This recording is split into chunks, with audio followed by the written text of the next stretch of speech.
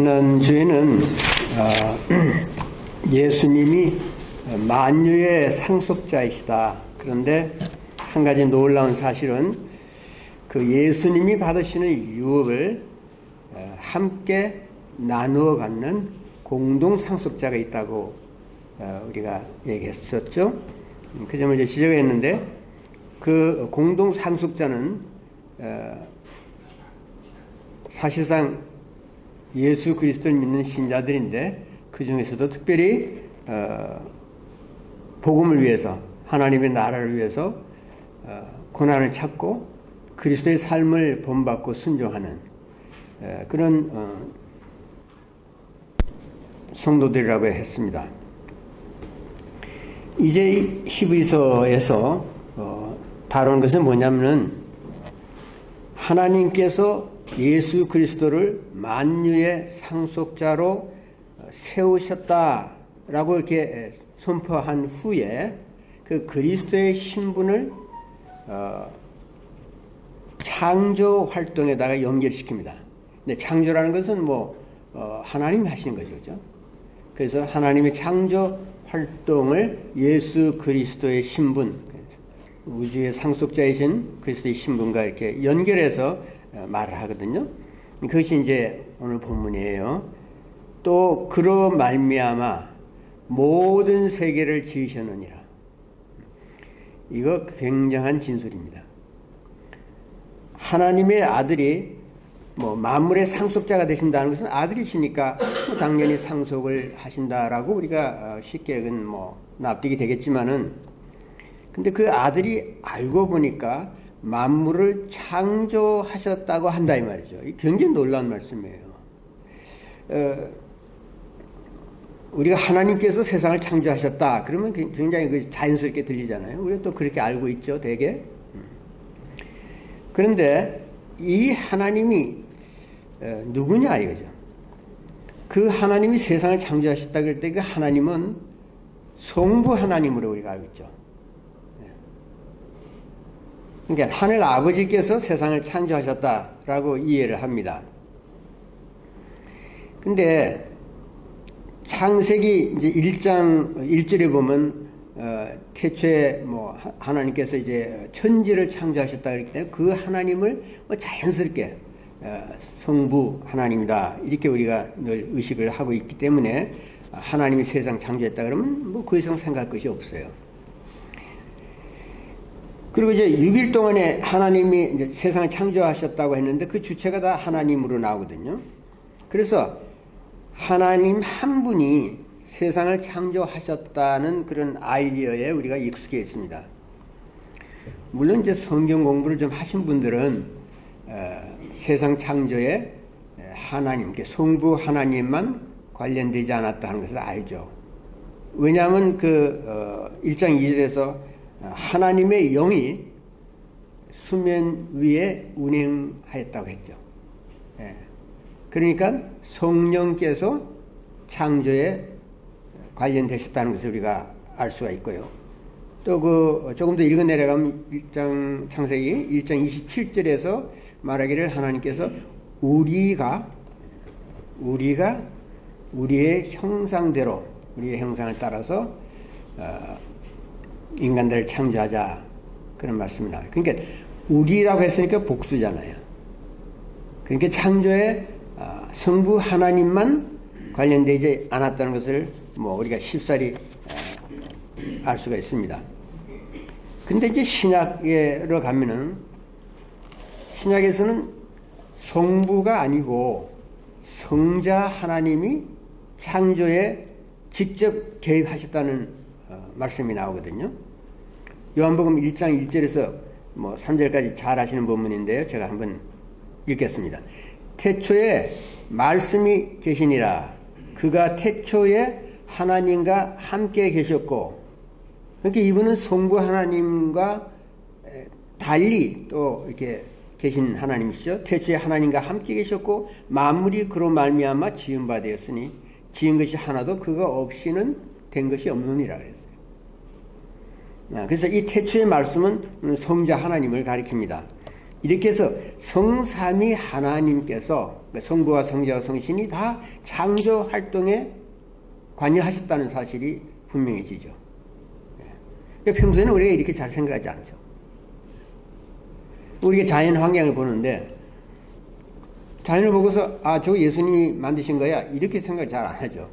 그냥 두리뭉실하게 하나님이 세상을 창조하셨다 하는 것으로서 되게 그칩니다.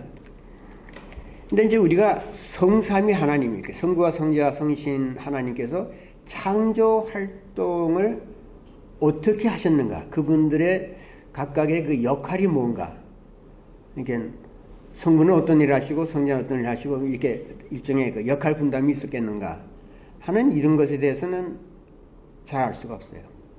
왜냐하면 성경에서 그런 부분을 계시를 해야 우리가 깨닫는데 계시를 하지 않기 때문에 자세히 알 수가 없습니다. 그러니까 어떤 역할은 분명히 좀 겹치는 것 같은데도 그것이 좀 클리어하지 않고 어떤 부분을 이렇게 딱 선을 자르듯이 이렇게 된 것 같지도 않고, 그래서 그 부분에 대해서는 우리가 모르는 부분이 많이 있습니다. 근데 이제 보면은 성부, 성자, 성신이 사실상 생명을 주고 보존한다는 그런 이해에 다 같이 관련되어 있다는 것을 알 수가 있어요. 성경 좀 봐야겠는데요. 제가 시편 104편 30절을 읽어드리겠습니다.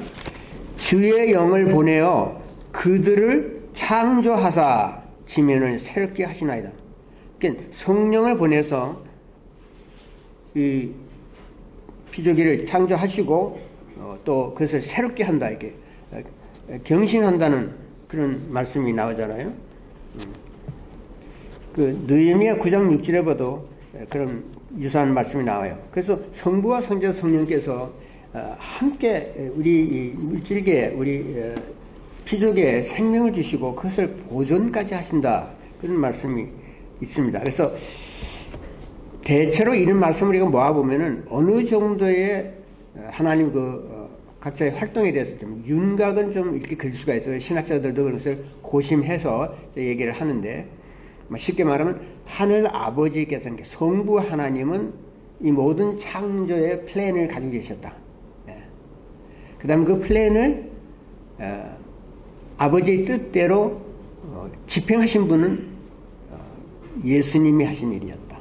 성자가 하신 일이다. 그 다음에 그런 창조 피조물에 그러니까 생기를 집어넣고 활동하게 하고 그래서 유지 보존하는 일을 또 성령께서 하신다. 그래서 성부는 1차적인 원인이시고 성자는 성부의 뜻과 계획대로 만물을 지으신 일종의 대행자 역할을 했다. 그런 정도로 우리가 이해를 할 수가 있어요. 근데 이제 골로새서를 보면은 거기 기독론이 굉장히 심오한데요. 만물이 그에게서 창조되되 그랬어요. 다 그로 말미암고 그를 위하여 창조됐다 하는 것은 굉장히 좀 신비하다 그럴까요? 예수님이 창조를 하셨는데 창조의 이제 원인이 되실 뿐만 아니라 그 창조에, 그러니까 예수님을 위해서 창조를 하셨다 이거죠. 창조의 목적이 예수님이 한 거예요. 그러니까 좀 신비스러운 측면이 잘 무슨 말씀인지 깊이 잘 깨달을 수는 없습니다만은, 그래서 예수님을 위해서 만물이 무에서 유로 변환되는 그런 커다란 사건이 있었다는 것입니다. 근데 이제 성령께서도 굉장히 그 상주 사역에서 굉장히 액티브한 그런 역할을 했거든요. 그래서 성령은 피조물에게 생명을 준다. 그다음에 그 생명을 보존하신다. 이제 그런 역할을 한다. 욥기 33장 4절, 창세기 1장 2절에 다 나오죠. 하나님의 영이, 욥기 보면 하나님의 영이 나를 지으셨고 그래. 나를 지었는데 누가 지었냐면 하나님의 영이 지었다 그럽니다. 그 다음에 전능자의 기운이, 이게 전능자의 기운이나 영이나 같은 말이겠죠.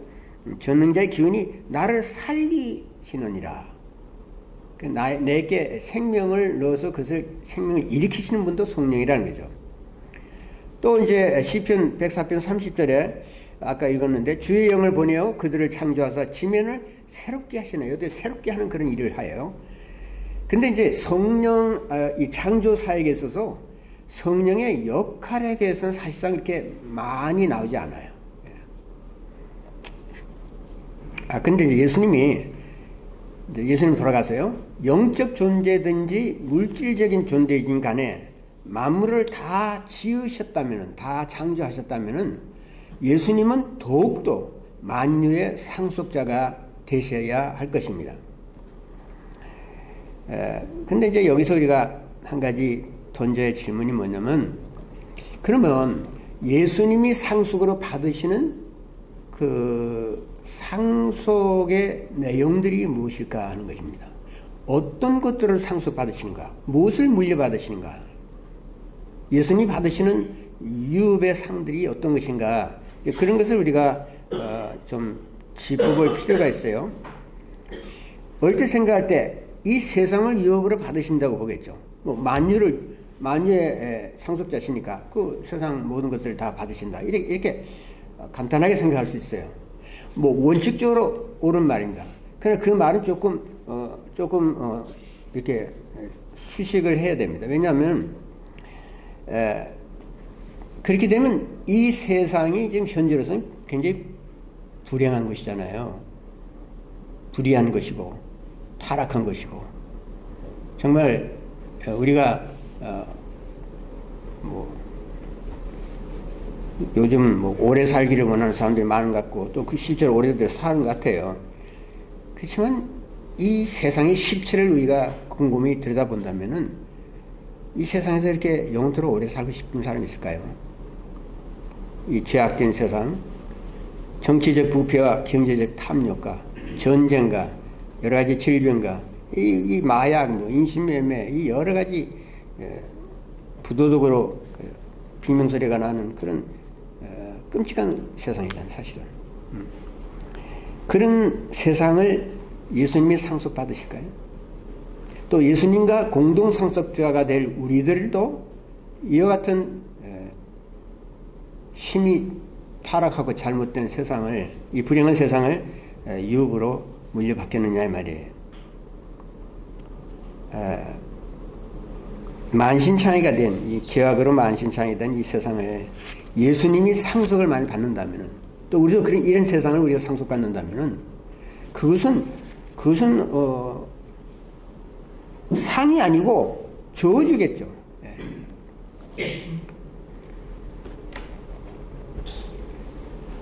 근데 이제 우리가 하나님의 이 상을 받는다고 할 때 누가 받는다고 했습니까? 예수 그리스도의 발자취를 따라서 주님의 제자로서 여러 가지 어려움과 불의를 견디면서 오직 하나님만 바라보고 사는 사람들이라고 했잖아요. 그리스도와 함께 고난을 받는 자들이라고 했죠. 그러면 만일 우리가 이런 썩은 세상을 물려받는다고 한다면은 그렇게 고난을 견디면서 살 필요가 뭐가 있겠어요? 기독론을 우리가 지금 얘기하고 있는데요. 이 기독론이라는 것은 예수님이 누구이신가 하는 것을 밝히는 것입니다. 예수님의 실체를, 예수님의 이렇게 초상화를 들고 나와서 이렇게 생긴 분이다, 일하신 분이다, 이런 일을 하신다. 그런 것을 이제 설명하고 말하는 건데, 그런데 그리스도, 히브리서의 저자가 예수님에 대해서 이제 진술을 하는데, 예수님에 대한 그 신분을 단계적으로, 점차적으로 높이고 있어요. 처음에는 예수 그리스도는 하나님의 마지막 말씀으로 오신 하나님의 아들이라고 그랬죠. 그 다음에 이 예수 그리스도는 하나님의 아들로서 만유를 상속받는다고 했습니다. 근데 이제 그 다음에 이 만유를 상속받으시는 하나님은 사실상 모든 세계를 창조하신 창조주라고 선포합니다. 그러니까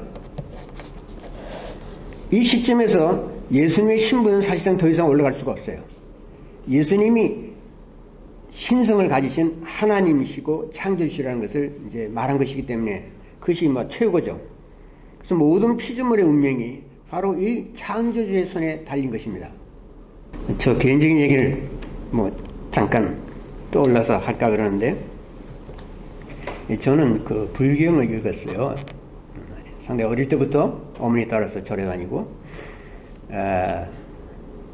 근데 불경을 아무리 읽어봐도 거기 이 세상에 어디서 왔는지 얘기를 안 하더라고요. 이제 그 후에 이제 영적인 방황의 시기를 지나서 제가 성경책을 저기 청계천, 당시에 청계천 있잖아요. 그거 막 그냥 거기 헌책방이 많이 있었어요. 그래서 거기에 내가 책들을 옛날에 좀 어릴 때도 많이 갖고 있었어요. 그걸 이제 여러 걸 가지고 와서 그거 주고 거기 책을 하나 바꿨어요. 근데 그 책이 영어로 된 성경이었어요. 킹 제임스 버전이었던 것 같은데요. 근데 그 책을 이렇게 탁 펼쳐봐, 처음에 이렇게 탁 맨 처음에 In the beginning, 태초에 God created heavens and earth. 하나님이 천지를 창조하시니라.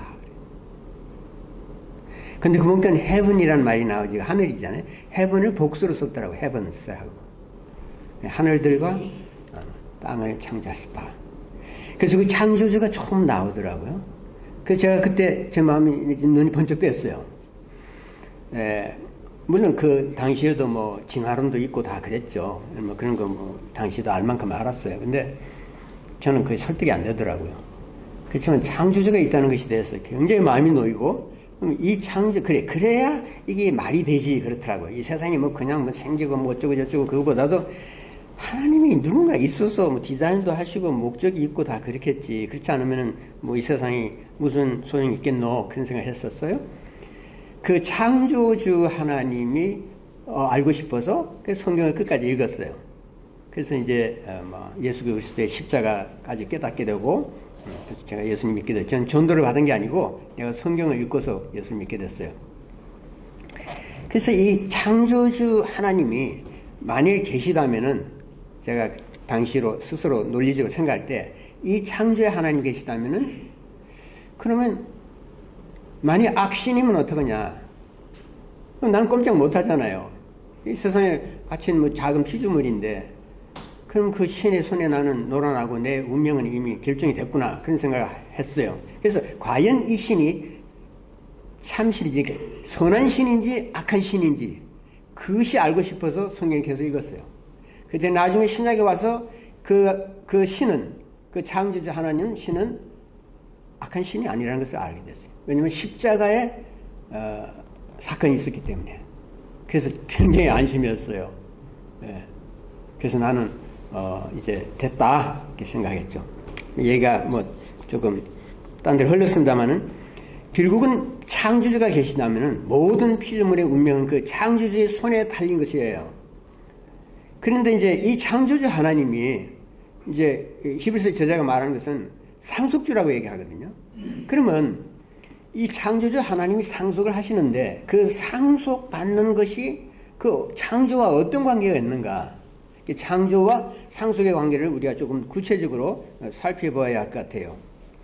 무엇을 상속받으시는가? 우리가 사후에 죽은 다음에 가는 그 소위 말하는 뭐 사후천국? 그것을 상속받으신다는 건가? 우리도 뭐 흔히 생각하듯이 이 세상 다 불타버리고 신자들 이제 죽은 다음에 예수님과 함께 사후천국에 올라가서 뭐 영생하리라 하는 그런 것이냐? 네, 그렇지 않습니다. 왜냐하면 예수님이 상속받으실 세상은 사후에 가는, 천국도 아니고 이 다 타버리는 세상도 아니에요. 그 지구 뭐 해체설 혹은 지구 멸절설이라는 것이 있죠. 이 세상이 다 이제 다 부서지고 다 없어진다. 근데 그런 건 아니라는 거죠. 그럼 어떤 세상일까요? 물론 사후 천국이든지 현 세상이든지 온 우주가 다 포함되는 것은 사실이지만, 우리가 예수님의 유업으로 물려받게 되는 그 세상은 변화된 새로운 차원의 세계입니다. 성경은 이 변화될 세상에 대해서 옛날부터 말씀해 왔어요. 보라, 내가 새 하늘과 새 땅을 창조하나니 이전 것은 기억되거나 마음에 생각나지 아니할 것이라. 너희는 내가 창조하는 것으로 말미암아 영원히 기뻐하며 즐거워할지니라. 여기 보면 내가 창조하는 것으로 말미암아 그랬어요. 그럼 창조하는 것으로 뭐 이미 창조된 것은 이 세상이잖아요. 이 우주잖아요. 이것을 왜 기뻐한다? 무슨 뜻이겠어요? 이 제약된 세상, 이걸 얘기하는 건 아니겠죠. 다른 어떤 세상에 대해서 얘기하고 있는 것입니다. 그래서 여기서 내가 새 하늘과 새 땅을 창조한다고 했거든요. 그러니까 이것은 전혀 없던 거죠. 여기 이제 새 하늘과 새 땅이라는 거니까 이 새 창조의 세계예요. 이제 한 가지 용어를 조금 정리를 해야겠는데, 새 하늘과 새 땅이라고 했을 때 이것은 재창조다라고 생각하기 쉬워요. 그러니까 뭐 있는 거 다 파괴해버리고 다 없애버리고 다 소멸시키고 새롭게 창조한다. 뭐 그런 의미에서 영어가 구분이 좀 나는데 recreation, 다시 창조하는 거예요. 없애버리고 다시 하는 거, recreation. 그 다음에 또 다른 하나는 아이디어는 이제 다 없애고 하는 그는 recreation은 아니라는 말씀이에요. 그럼 뭐냐? 새로운 피조물로서, 그러니까 죄악으로 타락한 이 세상이 그리스도의 피로서 정결케 된 거듭난 성도들이 새로운 피조물로서 그리스도에 살게 되는 신천신지. 그러니까 이것은 new creation. 그러니까 recreation하고 new creation의 개념상의 차이가 있는 거예요. 이제 그 정도로 이해하시면 되는데, 우리나라 말로 새 창조다, 재창조다 이 말을 또 간혹 신학자들 가운데 이것을 구분해서 쓰는 사람들이 있어요. 근데 믿는 것은 재창조가 아니고 새 창조지만 그 말이 뭐 우리나라 말로 특별히 구별되는 것도 아니고, 그래서 그냥 제가 여기서는 그냥 혼용해서 쓰겠습니다. 뭐 유사어로 보시면 되겠어요. 그냥 개념으로만 주님이 물려받으실 그 유업의 세상은, 우리가 또 물려받을 그 세상은, 상속받을 그 땅은 리크리에이션이 아니라는 거예요. 이게 이제 세상 다 없어질 것이다. 지구 다 깨지고 뭐 있잖아요. 뭐 별도 떨어지고 해서 다 없어지니까 하나님이 오셔서 예수님이 오실 때 세상을 아니야, 새로운 하나의 지구로 만드신다. 뭐 이런 식의 아이디어는 아니라는 거죠. 새 하늘과 새 땅은 그런 것이 아니라는 거죠. 제가 조금 더 설명할 거예요. 하나님께서는 이러한 그 새 창조, 뉴 크리에이션에 대해서 옛날부터 말씀해 오셨습니다. 또 내가 근데 그 말씀한 것이 구약에서만 있는 게 아니라 신약에까지 오거든요. 계시록에 보면 이제 나오죠. 또 내가 새 하늘과 새 땅을 보니 처음 하늘과 처음 땅이 없어졌고 바다도 다시 있지 않더라. 또 내가 보매 거룩한 성 새 예루살렘이 하나님께로부터 하늘에서 내려오니 그 준비한 것이 신부가 남편을 위하여 단장한 것 같더라. 여기 나오는 새 예루살렘은 뭐 문자적인 뭐 예루살렘 뭐 성이 내려오는 게 아니에요. 그건 예수님의 신부를 가리킵니다. 다시 말해서 십자가 피로서 구속을 받은 주님께 속한 백성들이에요. 그래서 첫 창조 이후에 타락으로 오염된 이 현 세상은, 오염된 이 세상은 사라질 것입니다. 그러니까 현 세상을 경신해서 눈물도 없고 죽음도 없는 그런 신천신지를 예수께서 영원한 거처로 삼으시고 그 백성과 함께 온 우주를 다스릴 것이에요. 어디서? 여기서. 근데 여기는 새하늘과 새 땅이란 말이죠. 하나님께서 새롭게 창조하시는, 모든 죄를 다 없애버리시고 우리를 새롭게 해서 하나님의 거듭난 백성들로서 살게 하는 영원한 거처예요. 또 얘기가 딴 데로 흐르는지 모르겠습니다만 조금 참고서 말씀해야겠네요. 여러분, 이 예수님이 이렇게 오실 때 이 세상이 다 없어지고 새로운 어떤 제2의 지구가 생겨서 그래서 이제 그게 된다. 혹은 또 이건 다 없어지고 천국에 죽은다면 가면은 거기서 영원히 산다. 그게 천국이다. 그게 새하늘과 새 땅이다. 이렇게 생각하시는 분들 사실 대부분이에요. 그러나 그런 게 아니고 이 지구. 여러분, 이 지구가 얼마나 뭐 우리 제약 때문에 이게 뭐 인간들이 무슨 대기 오염도 시키고 못해서 굉장히 흉한 부분도 많이 있지만 그래도 아직까지도 굉장히 아름다운 것이죠. 신묘한 것이에요. 그렇게 만들었기 때문에 그것이 파괴되지 않는다라기보다도, 그런 물질적인 이유보다도 그 그것도 뭐 좋은 이유이긴 하지만은 다른 한 중요한, 이건 신학적인 이유죠. 그건 뭐냐면 예수님이 하나님의 아들로서 온 인류의 죄를 속죄하기 위해서 십자가에 달린 것이 어디였어요? 갈보리 십자가라고 그러잖아요. 유대 땅 갈보리입니다.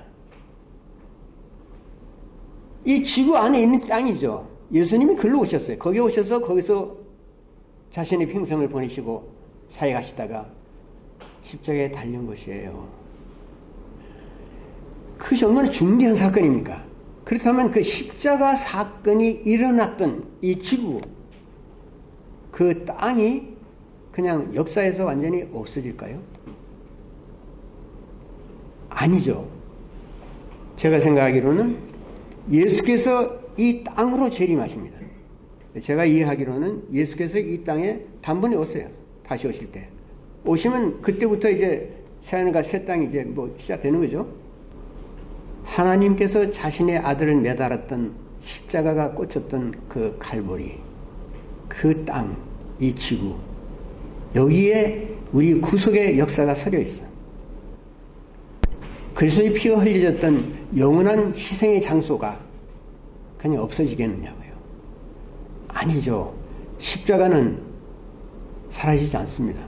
예수님이 오신 후에도 그것은 우리가 영원히 찬양해야 할 구속의 드라마를 표시하는 하나님의 도장이 찍힌 것이에요.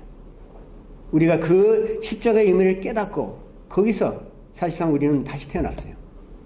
그것은 우리의 구속을 다시 회상시키는 놀라운 구원의 현장입니다.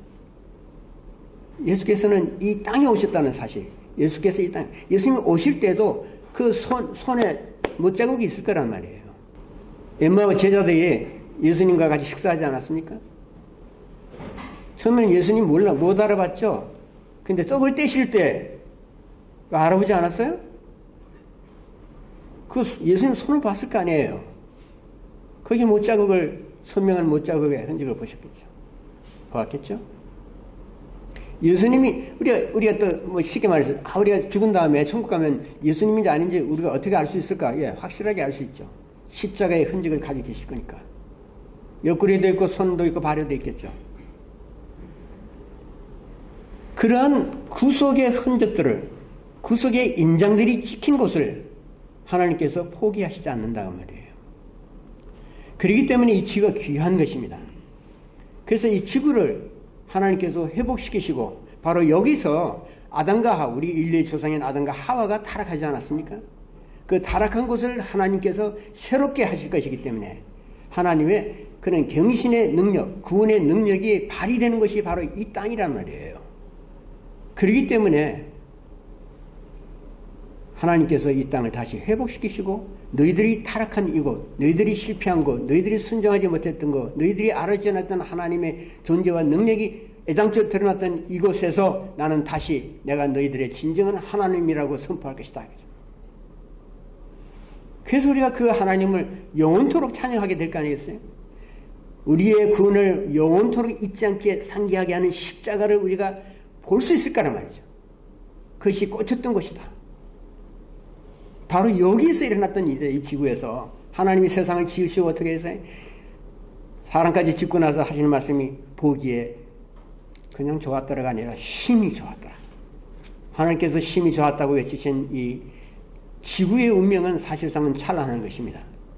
이 지구를 통해서 하나님이 얼마나 위대한 능력으로, 얼마나 깊은 사랑으로 우리를 구출하시고 구원하신가 하는 것이 이제 드러날 거란 말이죠. 그래서 우리가 여기서 하나님을 찬양할 것이기 때문에 모든 것이 기억나지 않겠습니까? 그래서 예수께서 내려오신다는 말을 갖다가 또 우리가 이 땅에서 살게 될 것이라는 말을 하기 위해서 새 예루살렘이 신부가 단장한 것처럼 내려오더라고요. 하나님은 그렇게 우리를 새롭게 창조하신 겁니다. 그게 새 창조예요. 그래서 말하기를 보라 새 것이 되었도다. 그리스도 안에서 우리가 새 것이 되었다고 하지 않았습니까? 그래서 우리가 이 새 창조의 경신된 세계가 예수님이 받으실 상속이고 우리도 꾸준한 믿음과 인내로 그 상속을 나누게 될 것입니다. 그러니까 새 창조라는 것은 물질계만이 아니고 이 세상이 새로워지는 것만이 아니고 원래 하나님이 의도하셨던 그 원래 창조의 세계 그것만이 아니고 그것이 다 회복되어서 이제 그렇게 되겠죠. 우리 자신들 곧 하나님의 백성인 우리도 새롭게 창조된다. 그거 굉장히 중요합니다.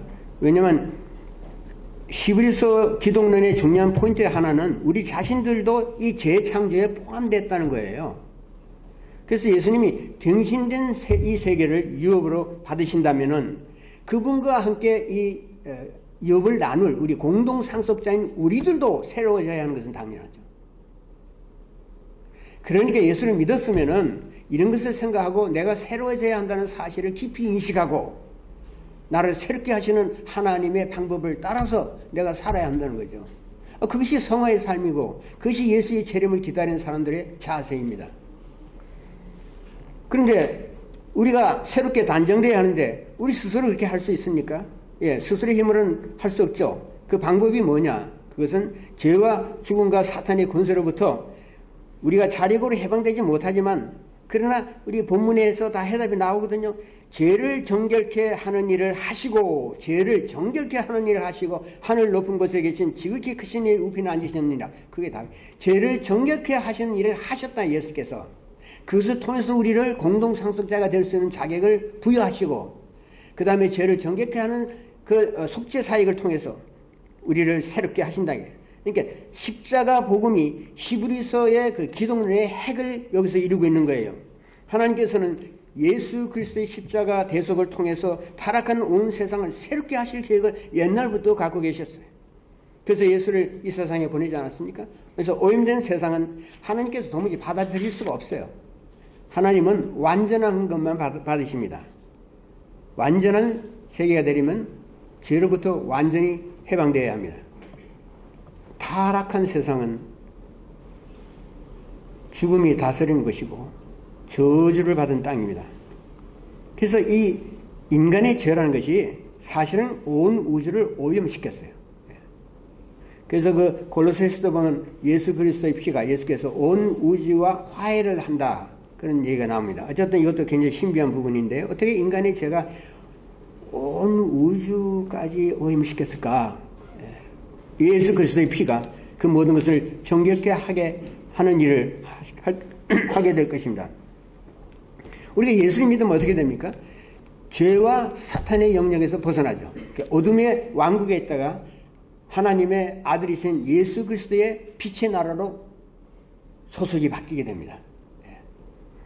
그래서 고린도서 5장 17절에서 그런 우리 하나님 눈에 의롭게 된 우리에 대해서 말하기를 그런즉 누구든지 그리스도 안에 있으면 새로운 피조물이라고 했어요. 이게 굉장히 의미심장한 말씀이라면 이전 것은 지나갔으니 보라 새 것이 되었도다. 그러니까 물질계뿐만 아니라 우리의 영혼도 영적인 존재인 우리들도 새롭게 된다. 예수님은 부활하셔서 새롭게 되신 것이 아니라 우리들이 함께 예수와 함께 새롭게 된다 말이죠. 그래서 우리가 받을 유업은 사실상 이 새롭게 된 것에 대한 많은 내용을 포함하고 있어요. 이제 이것이 하나님께서 우리를 재창조하시는 방법이에요. 재창조되었기 때문에 하나님이 받으실 유업의 땅에 들어갈 자격이 있어요. 그러나 그리스도의 공동 상속자가 되는 것은 그리스도와 함께 고난을 받는 자라고 그랬습니다. 예수 믿고 나서 난 너무 편해. 예수 믿으니까 마음 편하니 왜 마음 편하지? 심령에 안식이 오는 건 사실입니다. 그러나 예수 믿는다고 해서 뭐든지 다 잘 됩니까? 어떤 면에서 더 잘 안 돼요. 그리스도의 마음을 품고 신약 성경의 윤리관에 따라서 살려고 해보세요. 금방 손해가 오고 금방 고통이 오죠. 내가 정직하게 살려고 해보세요. 어떻게 되나? 다른 사람부터 눈치밥 받고 나에게 물질적인 손해도 오고 여러 가지를 분리하게 됩니다. 만사 형통되는 것이 아니라 만사 불통될 때가 더 많아요. 그런 것을 아는 예수님의 생애가 그렇지 않았습니까? 예수님이 하나님의 의를 위해서 살려고 하지 않았어요? 하나님의 나라를 위해서 살려고 애쓰지 않았어요? 모든 것을 바치고 살지 않았어요? 그럴 때는 어떻게 됐어요? 십자가 죽음이었어요. 고난이었고. 우리가 그 길을 따라가는 거예요. 너의 십자가를 지고 따라가라고. 이것이 우리에게 참 큰 문제죠. 그것이 너무나 어렵기 때문에 우리가 그런 삶에 익숙하지 않으니까요. 유업의 상이라는 것은 하나님을 위한 선행과 고난과 순종의 삶에 대한 보상입니다.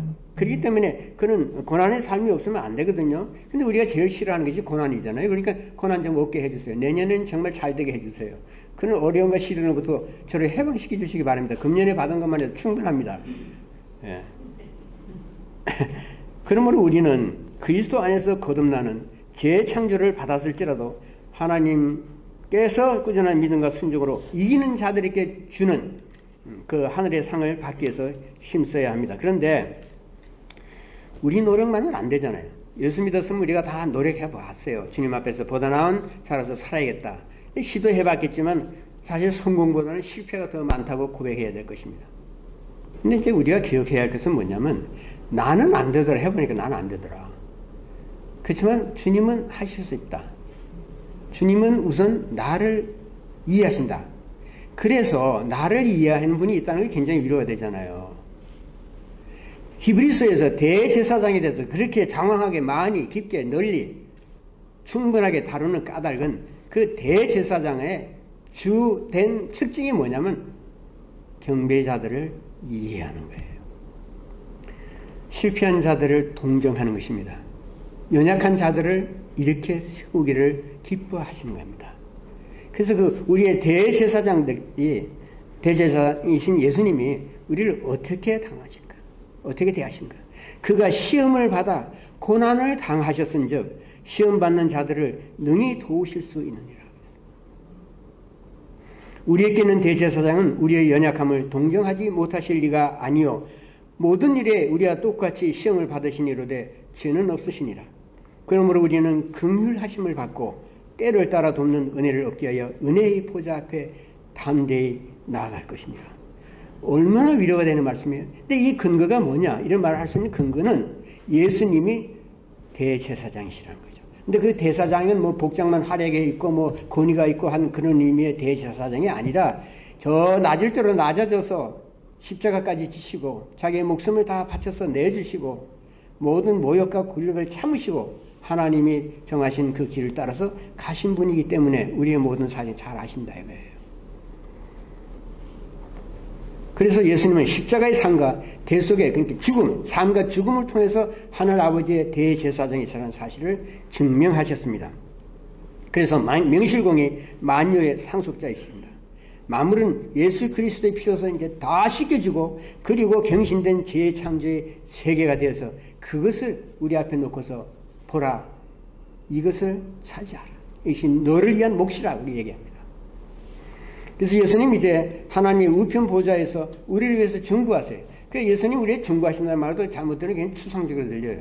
예수님이 하나님 우편 보좌에서 무엇을 위해서 기도하실까요? 우리를 잘 되라고 기도하신다고 생각할 수 있겠죠. 예, 뭐 그런 것도 포함된다고 하겠죠. 그렇지만 구체적으로 다른 뭐는 없을까요? 예수님 뭘 위해서 기도하실 것 같아요? 주야로 기도하실 거 아닙니까? 대제사장은 항상 기도하는 것이 자신의 직분이죠.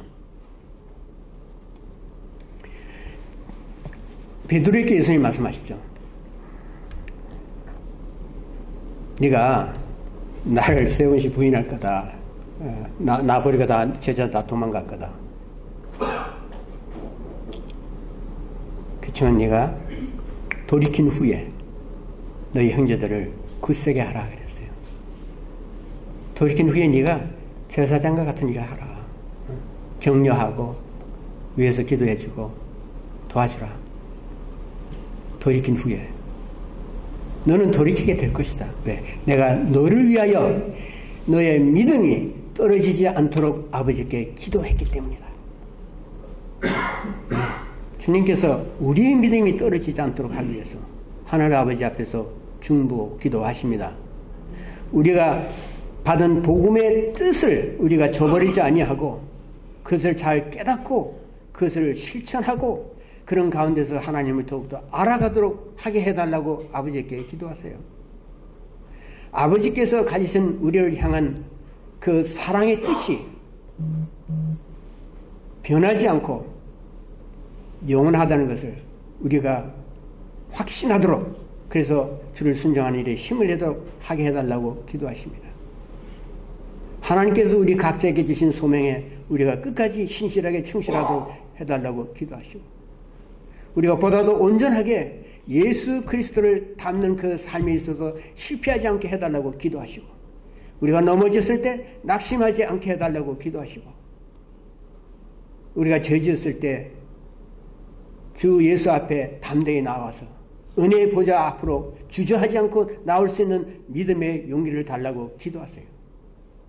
대제사장의 기도를 올리시는 것입니다. 그리고 하루속히 이 백성들을 다 만날 수 있도록 주의 재림이 신속하게 오게 해달라고 기도하세요. 예수님 보라 내가 속히 오리라. 예수님 속히 오는 거 예수님의 열망입니다.